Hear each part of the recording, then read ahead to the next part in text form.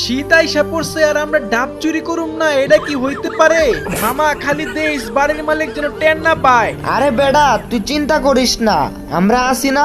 বাড়ির মালিক যদি আইসা পড়ে তোরে ডাক দিমু, তুই নাইমা যাবি গা। মামা আমার কিন্তু ভয় লাগতাছে, যদি একবার ধরা খাইয়া যাই বাড়ির মালিক কিন্তু সবগুলারে কানে ধরাইবো, আবার সবারে বইলা দিব আমরা ডাবচুর। আরে বেডা এত ভয় পাস কেন? যদি বাড়ির মালিক টের পাইয়া যায় আমরা দিমু দৌড়, আমাকে কি আর খুঁজা পাইবো? এত ভয় পাওয়ার কি আছে? ওই বেটা কি কোস, প্রিমিস যে গাছে উঠছে ওর তো নামতে অনেক সময় লাগবো, এর মধ্যে তো আমরা সবাই ধরা খাইয়া যাবো, আর একবার ধরা খাইলে মান ইজ্জত সব শেষ। আরে আমরা ধরা খামু কেন? ধরা খাইবো শুধু যে গাছে উঠছে। আমরা কি গাছে উঠছি নাকি বাড়ির মালিক আইসা আমাকে খুঁজা পাইবো? আমরা তো সুজা দৌড় দিমু। এই মামা তোরা কি নিচে আসছো? আমার রাইখা কিন্তু যাইস না, আমি কিন্তু তোদের ভরসায় উঠছি।